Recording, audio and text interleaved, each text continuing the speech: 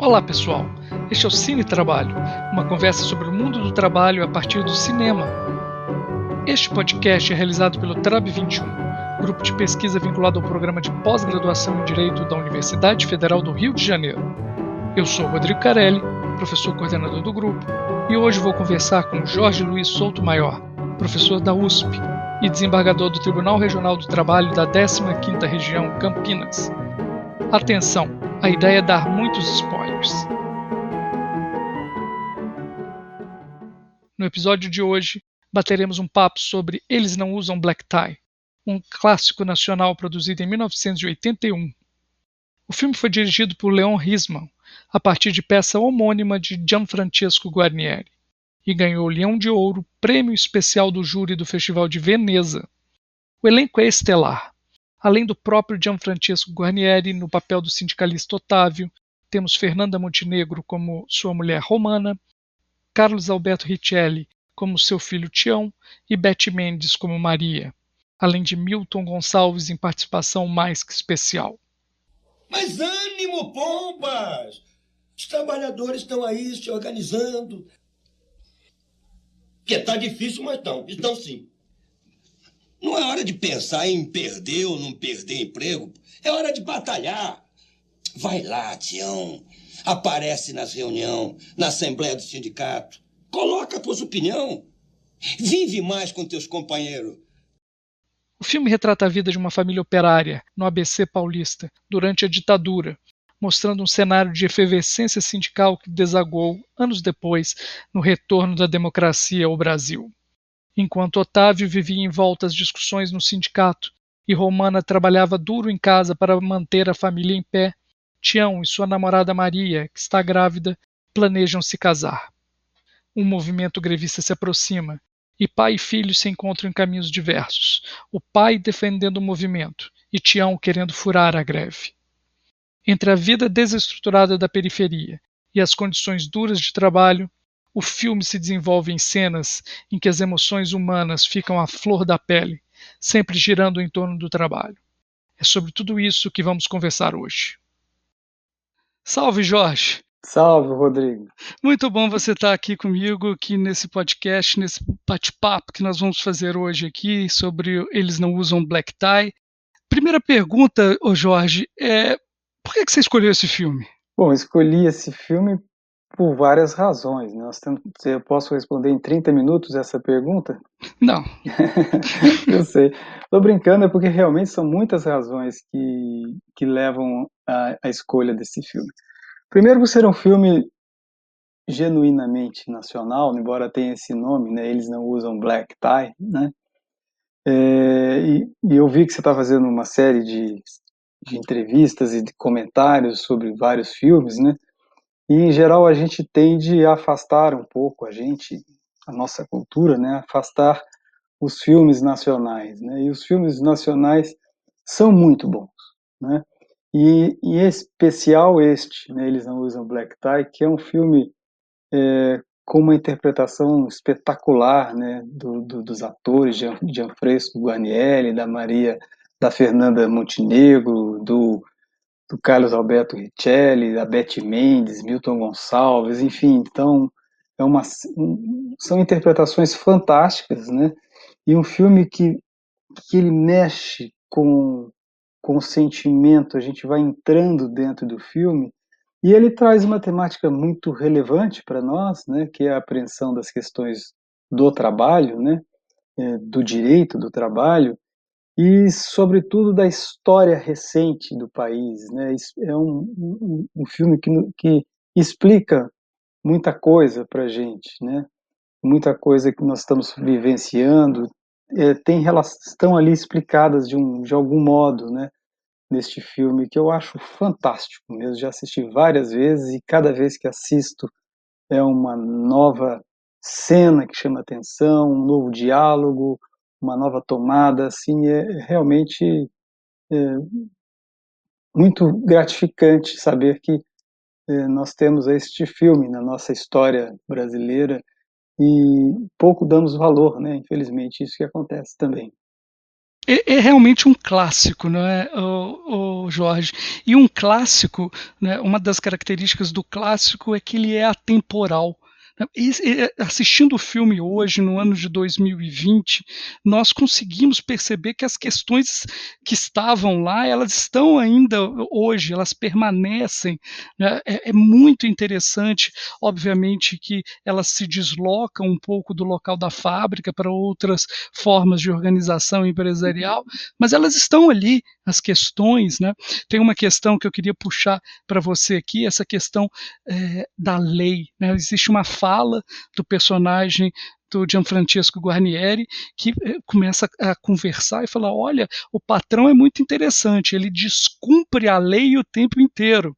E na hora de querer Uhum. pagar os nossos direitos, pagar o aumento, ele se escusa na lei. Ele bota a lei como escudo e não quer. Eu acho essa frase genial, não é, Jorge? O que você tem a comentar sobre esse pedaço? Não, essa frase e tantas outras, mas essa frase realmente é fantástica. E a gente, primeiro, sobre o aspecto que você disse de ser atemporal, né?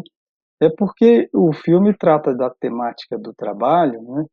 E o trabalho é central nesse nosso modelo de sociedade, né? Então, por mais que mude algumas questões, que mudem as formas, né? A essência continua a mesma, né? Então está tratando no fundo de uma essência do nosso modelo e que, portanto, vai ser estará enquanto este modelo existir aí, né? Estará sempre pertinente, né? Toda essa análise. E essa frase é fantástica, né? Porque mostra como e aí eu penso nisso, pensava e penso nisso várias vezes, sobretudo em audiência, né? Quando você vê lá um empregador que assumidamente não pagou verbas rescisórias, que assumidamente não pagava as horas extras, que assumidamente sequer alguns, né, sequer registravam seus trabalhadores e chegavam lá dizendo, olha, não registrei por isso, como se houvesse alguma razão, né, que superasse a eficácia da lei, né, ou seja, repleto de cometimento de ilegalidades. E quando você proferir uma decisão do ponto de vista da não homologação de um acordo ou determinação do pagamento, né, como tutela antecipada, vinha sempre o argumento legalista logo na sequente. Não, mas pode fazer isso? A lei permite? Você está preocupado com a lei agora, né? A lei é sempre vista do ponto de vista da proteção, né? E nas relações jurídicas trabalhistas, nós no Brasil acostumamos muito mal nessa perspectiva, né? Tanto que quem descumpre a lei parece que tem o direito de fazê-lo, né? E exigir o cumprimento da lei transparece assim como ato ilegal, né? É tão confuso isso na nossa mente, em que descumprir a lei, o direito trabalhista, nem é uma ilegalidade, né? A gente até fala inadvertidamente, né, em inadimplemento contratual, né? Como assim inadimplemento contratual? Não pagou horas extras, né? Não cumpriu um direito fundamental fixado na Constituição Federal, em tratados internacionais, e alguém transforma isso em inadimplemento contratual para efeito de favorecer um acordo de concessões recíprocas. Como concessão recíproca, o sujeito trabalhou, não recebeu, e agora vai ceder. Então, transforma tudo, né?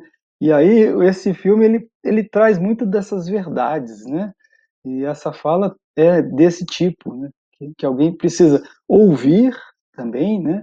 E entender, né? Transportar isso para o seu mundo real, porque essa fala não é pouco importante e ela está colocada dentro de um contexto ali do filme que explica muito o que está acontecendo, né? Né? Sabe o que me irrita profundamente, Jorge? É falar meras irregularidades trabalhistas. Isso, exatamente. Matou a charada, matou a pau, como diria. Quando eu ouço meras irregularidades trabalhistas, eu vejo o valor que a pessoa dá ao direito do trabalho, não é? Pois é, exatamente, perfeito.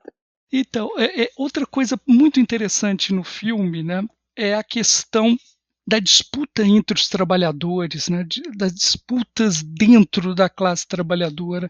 E eu fico vendo essa situação e eu fico pensando, como resolver isso, né? A disputa. O filme é tão perfeito que ele mostra alguém querendo radicalizar de qualquer jeito e destruir, quebrar tudo. E outro que já está um pouco lá para o lado do, ou totalmente, alguns, né, para o lado do patrão, e outros que preferem a negociação, e outros que já estão cansados da negociação e já querem dar um passo à frente, e os outros que querem ouvir. Que você acha sobre essas várias vertentes? Então, como eu disse, é um filme que traz para quem está estudando, sobretudo, e para quem analisa as questões jurídicas, trabalhistas, né, uma realidade que precisa ser compreendida, né, uma realidade que precisa ser conhecida, né, porque a gente tende muito, e sobretudo no meio acadêmico, isso acontece muito, a criar categorias e formular raciocínios a partir dessas categorizações que a gente faz, né? E uma delas é classe trabalhadora, né? Então existe, historicamente a gente diz, aí surgiu a classe trabalhadora se organizou e organizada lutou por melhores condições e almejaram, enfim, conseguiram e conquistaram direitos como se fosse um sujeito, né? Um sujeito idealizado, né, uníssono. E aí é uma coisa irreal, né, completamente irreal. E quando a gente vislumbra no concreto, né, essa classe trabalhadora ela é composta de diversas frações, de diversos conflitos, né, internos, do conflito entre o individual e o coletivo. Os trabalhadores individualmente também reproduzem muito das necessidades determinadas por um modelo. Então, é alguma coisa que precisa ser melhor examinada e até numa perspectiva de visualização de como sair, né, de alguns obstáculos. Não pode simplesmente apostar tudo, né, na perspectiva de uma classe trabalhadora idealizada, né. Então, é interessantíssimo ver isso, né, no filme, né, como o individual conflita com o coletivo, como as estratégias, vamos dizer assim, ou táticas, né, de atuação são muito diferentes e como uma interfere negativamente na outra, né, e como essa cisão, né, esse conflito favorece ao status quo, né, como isso no final das contas favorece que as coisas tenham maior dificuldade, né, de enfrentamento, mas elas são reais, né, elas são concretas, elas precisam ser percebidas, né, e esse filme ainda traz um elemento adicional bastante importante, né, que é o conflito de gerações, né, ou seja, o quanto os mais antigos que se moldaram, que aprenderam e com muito custo chegaram a uma lógica coletiva de atuação, né, enfrentam dificuldades diante de jovens que chegam no mesmo momento, digamos assim, mas sem ter passado pelas mesmas experiências e com uma visão de mundo distinta, né? É uma reprodução mais ou menos do que se passa naquele livro do Richard Sennett, né? A corrosão do caráter, né? Assim como quem foi forjado no modelo fordista de produção, né? Tem uma lógica de pensamento diferente de quem vem do toyotismo, né? Então é muito interessante também esse elemento, né? Fora outros elementos que são aí, me parece profundo nesse filme, né? Que é o elemento de gênero, né? As questões o conflito entre o trabalhador, a trabalhadora, as questões que estão relacionadas ao machismo, né, que estão relacionadas inclusive ao racismo, que aparecem também no filme. E é fantástico, todos esses elementos postos ali com uma extrema poesia, com extrema leveza, com profundidade. Cara, eu fico sinceramente emocionado quando eu falo desse filme, porque ele consegue fazer tudo isso, né? E muito mais, que nós vamos conversar ainda, né? Sim, realmente, Jorge, eu queria te pegar um pedaço que você falou aqui sobre a questão do machismo e a questão da posição da mulher. A Fernanda Montenegro, que nem precisa comentar o que é Fernanda Montenegro, mas nesse filme, se alguém não conhecer a Fernanda Montenegro e ver só ela atuando nesse filme, já vê que é realmente a maior de todas, na minha opinião, é a maior das brasileiras, e ela consegue entrar nessa mulher que não é considerada trabalhadora, né, porque ela está fazendo esse trabalho por trás, ela é a união de toda aquela família, mas em determinado momento, logo nessas primeiras cenas do filme, ela já chega e tentando resolver e vendo todos os problemas, ela começa a falar: olha, vocês não vão ficar fazendo bagunça porque eu estava trabalhando até agora e eu vou acordar às 6 horas da manhã para trabalhar. Tá falando isso para operários, não é? Isso é genial. É genial, né, assim, ela fala assim, do trabalho reprodutivo, né, daquilo que estão nas discussões teóricas, ela fala assim: "Não, eu estou trabalhando e vocês aí não vêm com essas brincadeiras", é fantástico. E a força que ela tem, né, como pessoa, né, e ao mesmo tempo o aspecto, como você disse, da interpretação, né, da qualidade. É assim, você começa a assistir o filme, você pensa que você sabe que está assistindo um filme, vamos dizer assim, né? Tá, vamos botar um filme. Daqui a pouco, a forma como eles falam e a forma como eles atuam faz com que você perca a noção de que está assistindo um filme. Você entra dentro da cena, né? É como se você estivesse na casa, na sua casa, ouvindo a naturalidade e como as coisas acontecem. E até por isso tem um pouco a ver com as escolhas dos atores e das atrizes, né? Todos ali militantes, né? Todos ali com uma vivência, né, com os temas específicos.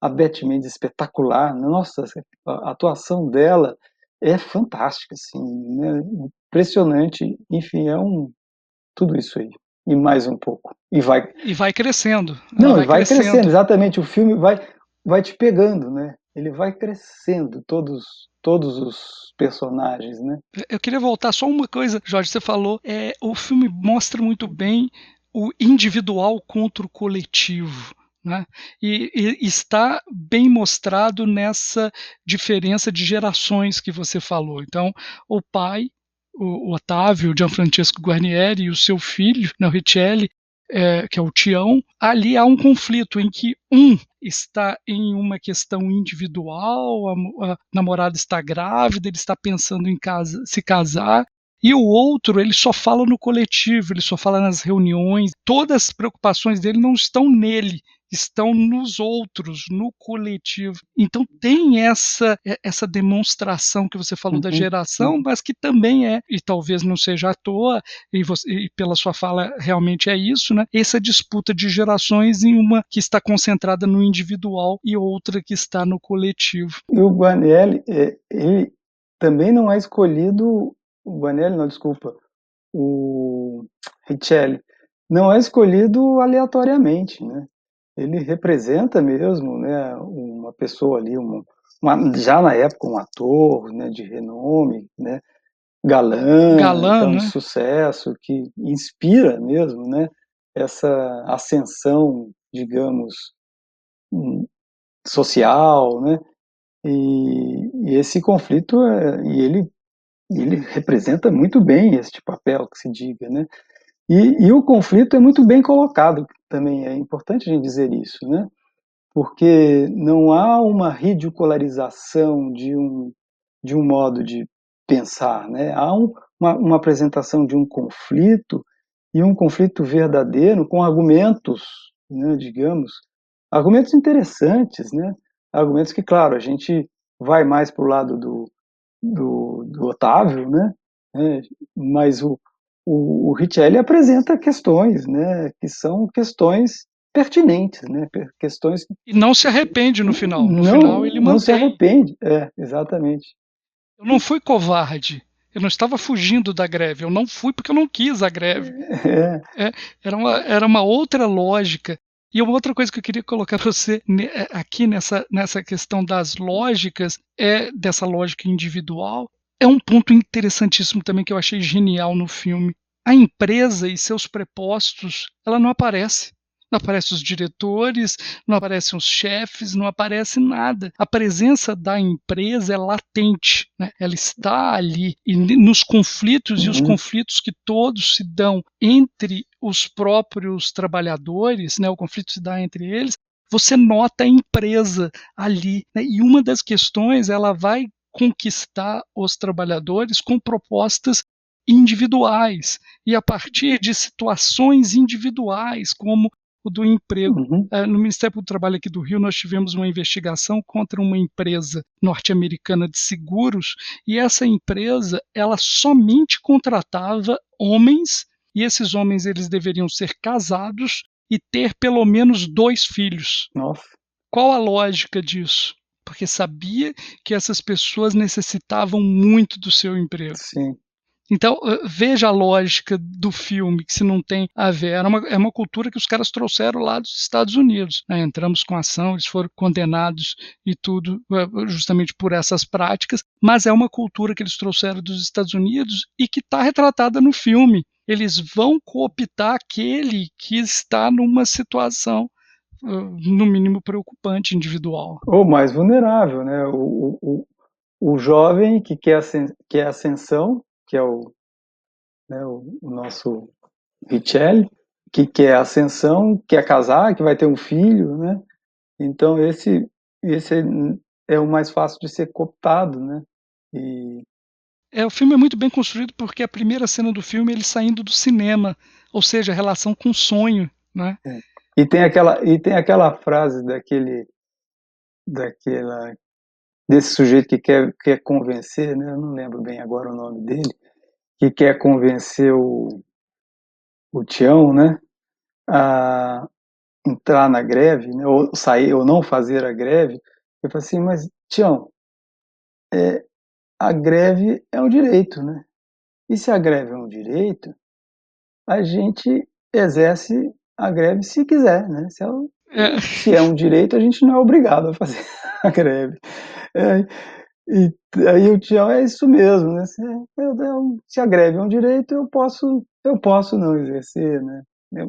Invertem tudo, né? sim, é muito interessante. Mas isso que você falou, isso é que eu achei bastante interessante que você disse, que a empresa não aparece, né? Não aparece em momento nenhum. Embora ela esteja lá, né? Ela está lá, né?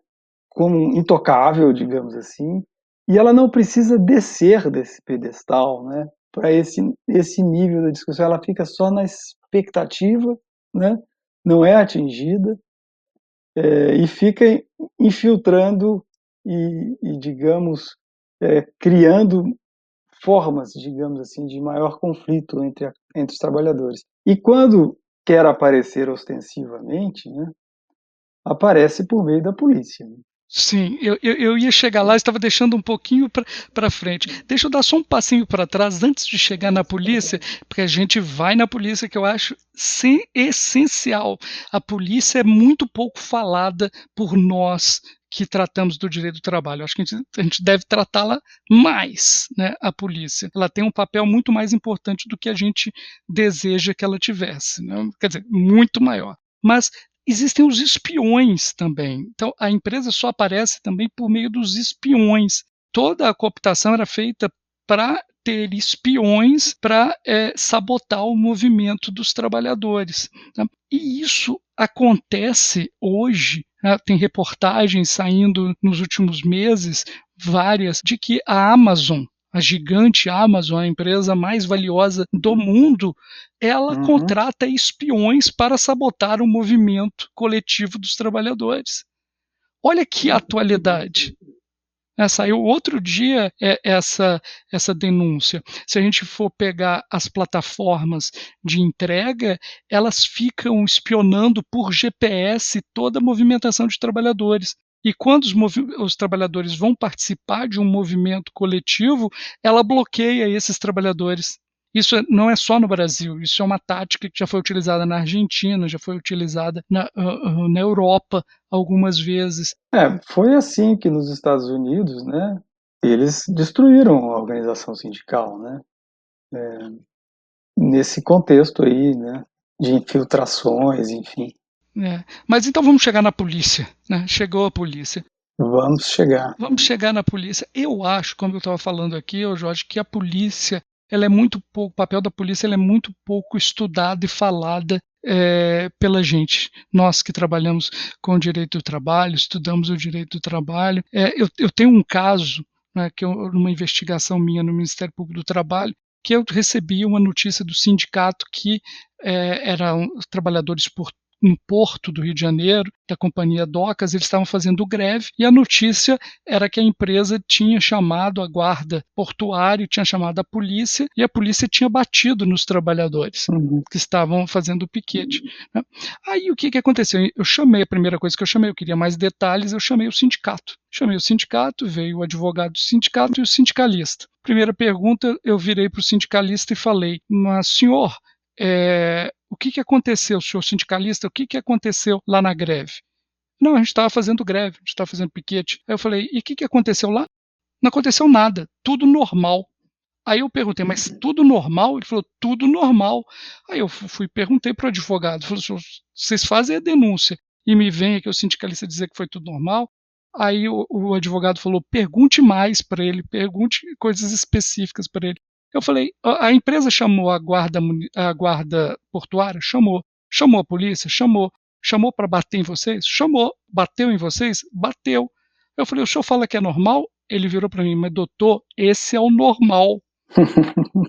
Esse é o normal. Pois é, esse é o normal. Como isso pode ser o normal, Jorge? Eu só quero que você me exclua aí desse nós não falamos nada sobre isso, né? Porque eu tenho há muito tempo falado em decisões judiciais, inclusive, mesmo na vara, né? Questionado sempre a posição da polícia militar, né? Que interfere num conflito, digamos, privado, né? Uma perspectiva, digamos, da defesa do interesse de um lado, quer dizer, é muito sem sentido isso, né? Já mandei, inclusive, representações para corregedorias, mas, claro, que nunca deu nada, né? Mas eu acho completamente inconcebível que uma empresa, por exemplo, que tenha lá a suspeita de que sumiram R$ 200 do, sei lá, do ambiente lá, assim, que, e a polícia vá lá, né, investigue todo mundo e leve alguns presos sobre aspectos de cautela para investigar, né, e ao mesmo tempo nunca vai se as horas extras não são pagas. Então, não paga, a empresa não paga horas extras de ninguém. Cadê a polícia militar que tem que estar lá, teria que estar na mesma loja para prender o patrão, falar, não, vai pagar, não pode roubar, né, o trabalho das pessoas, isso é furto, né? Sim, assédio moral, assédio sexual, já viu alguém? E em greve, né, você tem um conflito juridicamente estabelecido, previsto na Constituição, em que os trabalhadores estão com os braços cruzados, fazendo piquete, o que é extremamente possível dentro da legislação. Aliás, eu digo, do meu ponto de vista jurídico, que a ilegalidade não está no piquete, sim em quem quer trabalhar quando uma greve está deflagrada como direito coletivo, né? A perspectiva do Tião, portanto, não se coloca, né? Porque o exercício do direito de greve é coletivo, não é individual, e uma vez exercido, não cabe o sujeito individualmente decidir se vai trabalhar ou não, então a ilegalidade está posta aí, e concretamente, se for pensar que a polícia vai lá para preservar a ordem jurídica, que não me parece que seja o caso, mas se for isso, tem que ser para impedir que quem quer de pessoas irem trabalhar durante a greve, né? E prender o fura-greve. Esse sim está cometendo uma ilegalidade. Mas não, a polícia vai lá, interfere num conflito, né? Toma partido, ela julga quem está certo, né? Quem está certo é o patrão que não fez nada, que está ali quieto, né? Quem está errado é quem está fazendo greve, e não só julga, como executa a sua sentença. Já prende, cria uma situação de flagrante onde não há, e os trabalhadores passam a ser punidos por um ato completamente ilegal, completamente arbitrário, completamente fora de local, e que nós vemos isso acontecendo historicamente na realidade brasileira como algo normal, e como algo normal considerado não só pelos trabalhadores, mas pelas instituições, que se diga, né? A própria instituição, quando isso se coloca, não vê nenhum problema nisso, que a polícia tenha estado lá. A polícia não tem que ir lá, né? A polícia tem outras coisas para fazer, né?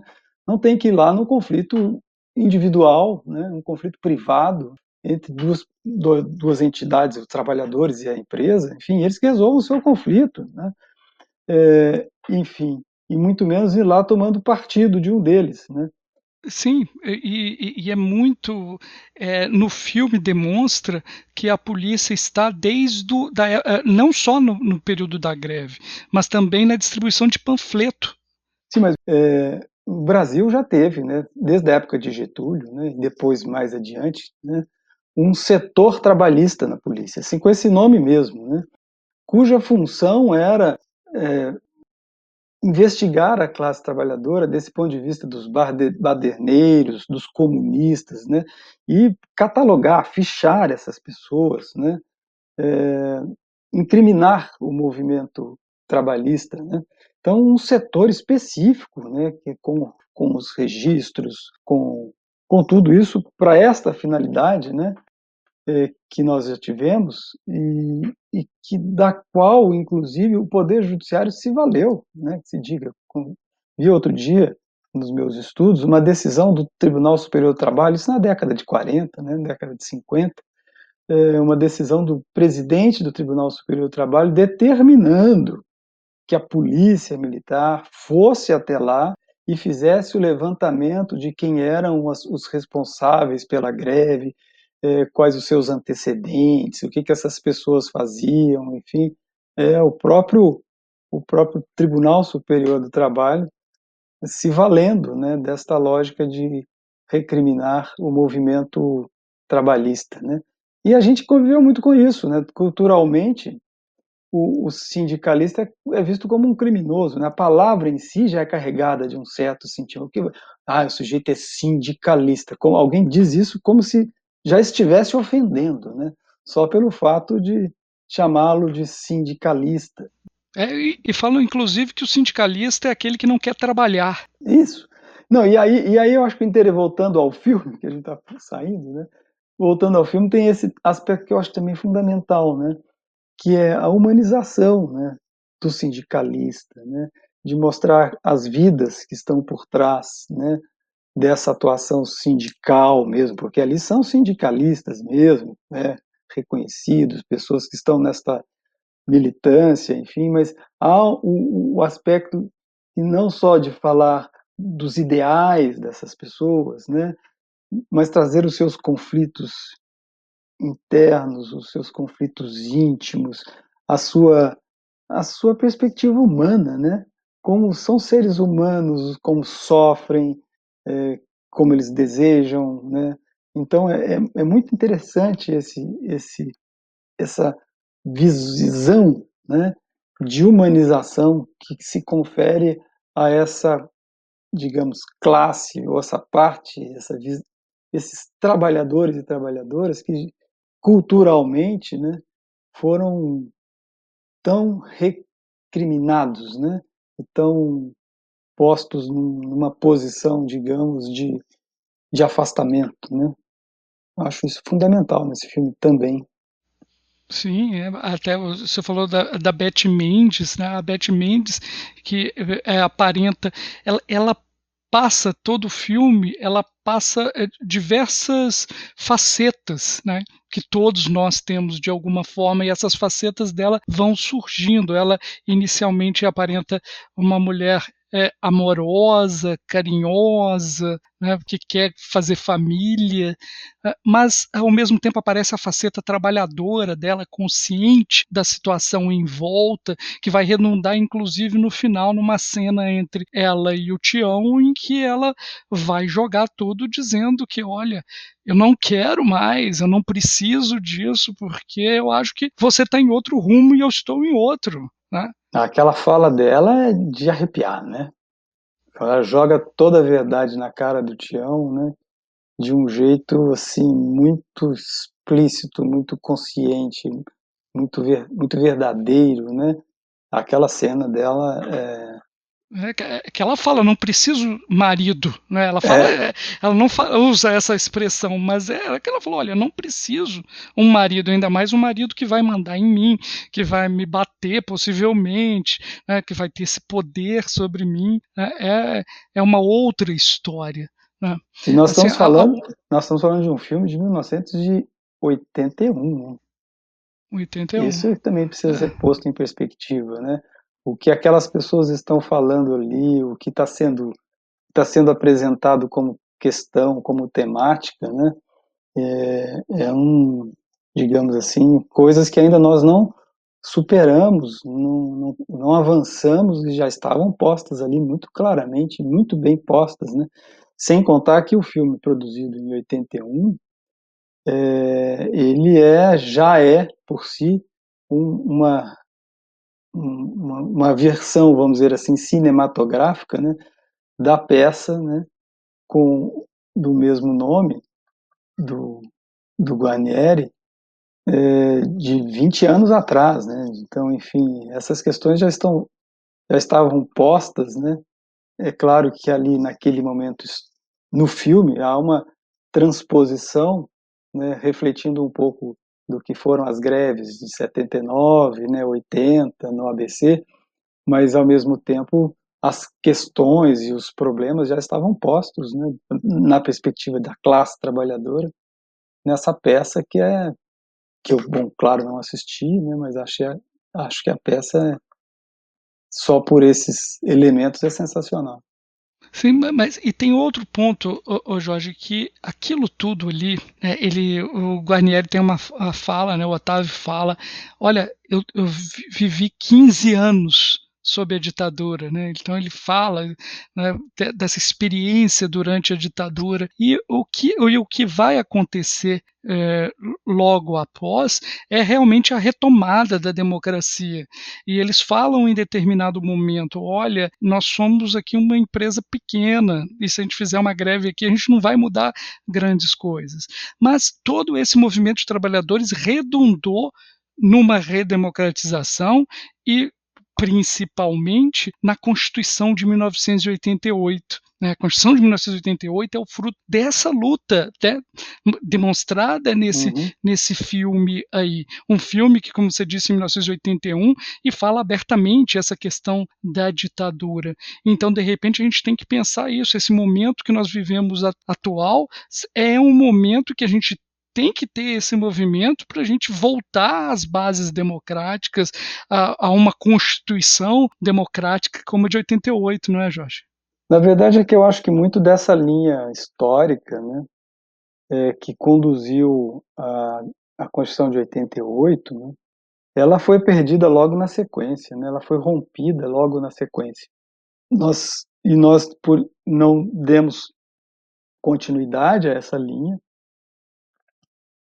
e, digamos assim, esse rompimento foi muito drástico, né, porque foi um rompimento que impôs uma agenda neoliberal, né, logo na sequência, né, e que a classe trabalhadora organizada, sobretudo nesse período, né, não teve força suficiente, não, por várias razões, né, para esse enfrentamento ao neoliberalismo de 89, né, em diante. E é bom lembrar também que, embora tenhamos tido esse pacto firmado em 88, né, foi um pouco digamos assim, de estratégias de muitos lados para rompimento do regime ditatorial, né? Mas não numa lógica de convencimento da formação de um Estado social democrático, efetivamente. Né? Tanto que a primeira greve que se realiza logo depois da Constituição, né, ainda em 1988, né, a greve da Companhia Siderúrgica Nacional, ela é enfrentada com a polícia militar, de novo, né, e os líderes são presos por meio da aplicação da Lei de Segurança Nacional, né? A lei da ditadura, que serve para rompimento de uma greve, né? No período imediatamente pós-Constituição de 88. Né? Uma coisa interessante, Jorge, só a questão de que o tempo inteiro eles falam que a greve é política, e eles estavam fazendo política. E pegando esse gancho que você falou aí, a interpretação que a Justiça do Trabalho dá, principalmente o Tribunal Superior do Trabalho, em relação à proibição a greves políticas, é não só contrária à própria letra da Constituição, como é um contrassenso. O filme mostra que toda greve é política, são atos políticos, né? Então, mas é um contrassenso com relação àquilo que a gente concebe na nossa visão de mundo, né? E que a gente encontra, inclusive, regulamentado, enfim, mas não é um contrassenso com relação à cultura histórica nacional. Tem explicação. Por que dizem isso? Porque é a visão elitista de mundo, né? A visão ainda também marcada por certo escravismo, alimentada por um liberalismo que não deixa de ser ao mesmo tempo oligárquico, né? E que ainda se diz neoliberal. Quer dizer, você imagina, né, na cabeça dessas pessoas todas o que é uma greve, né? É algo que não pode existir. Então é simples assim. Então qualquer argumento vale, né?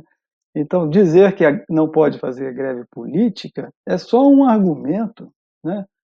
Que se não fosse válido, né, seria suplantado por outro, até chegar a algum que pudesse dizer: não vai fazer greve não, greve incomoda, greve atrapalha, e greve é coisa de baderneiro, e trabalhador tem que ser obediente, e trabalhador tem que respeitar o patrão, e quem manda somos nós e vocês obedecem. No fundo, é isso que eles estão dizendo. Só como eles não podem dizer isso assim, desse jeito, eles falam assim: a greve é política, não pode greve política como está previsto na Constituição, mesmo que não esteja previsto, né? Eles dizem que está, enfim, e vão por aí.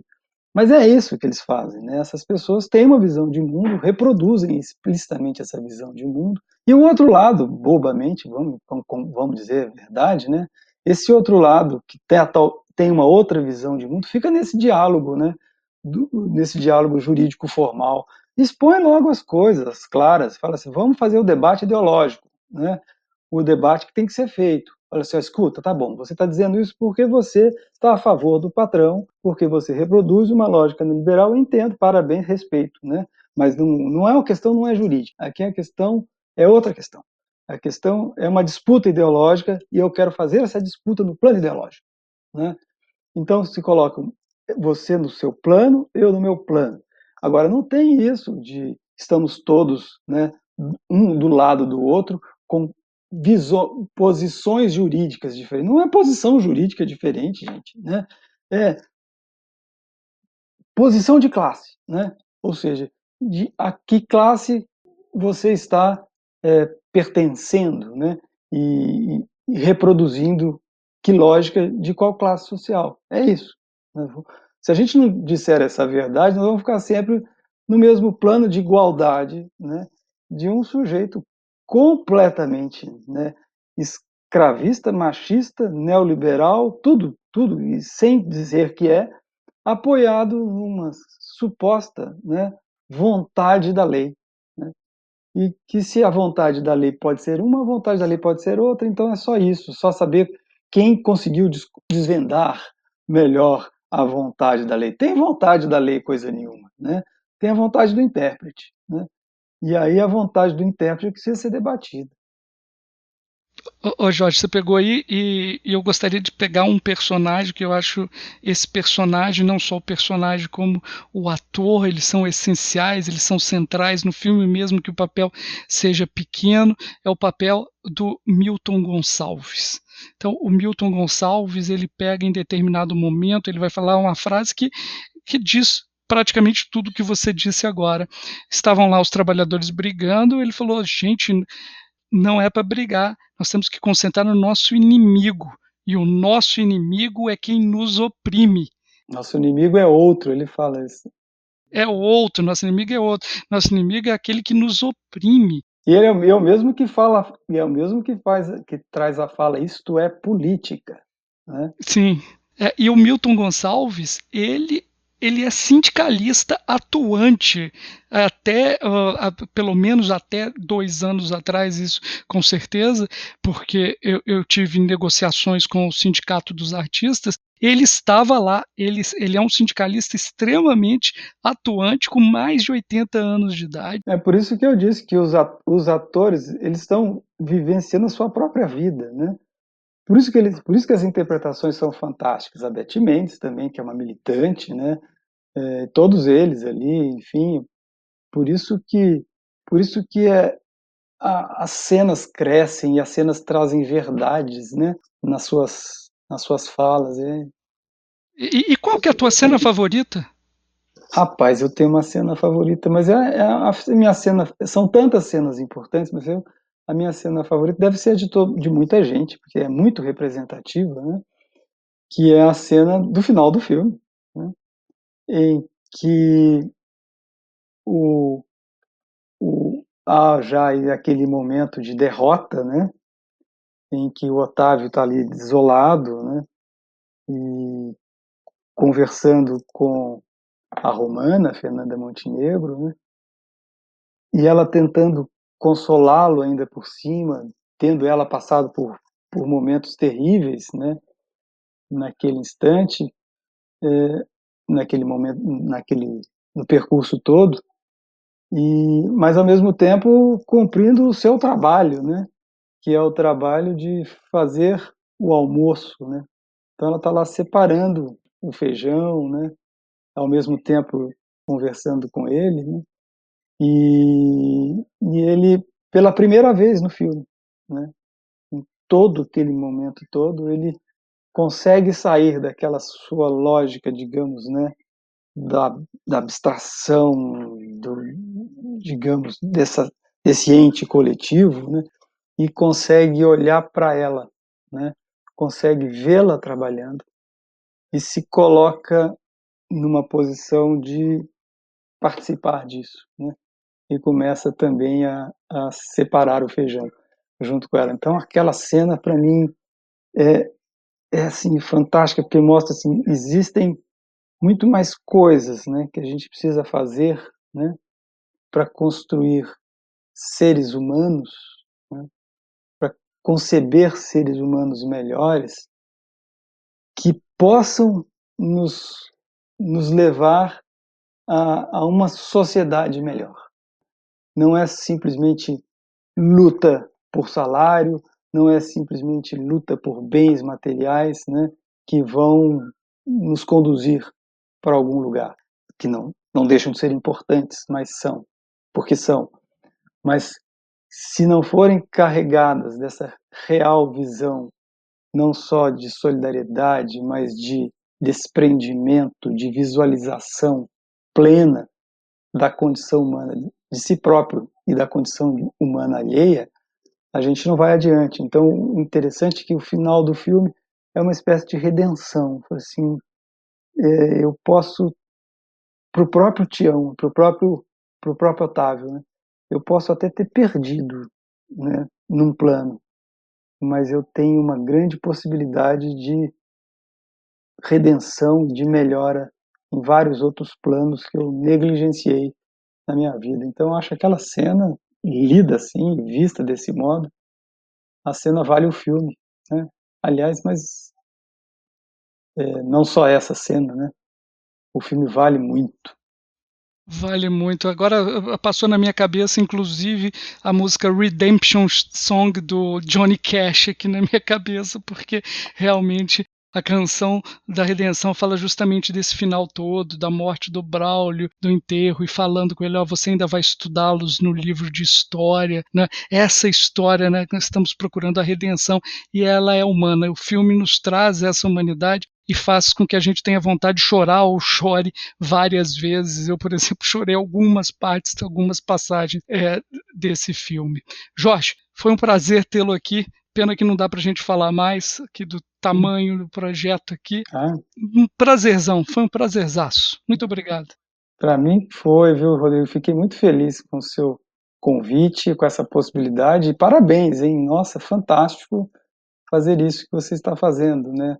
De dialogar sobre questões do trabalho a partir dos filmes, porque pelos filmes, quem sabe a gente consegue buscar um pouco do sentimento das pessoas, né?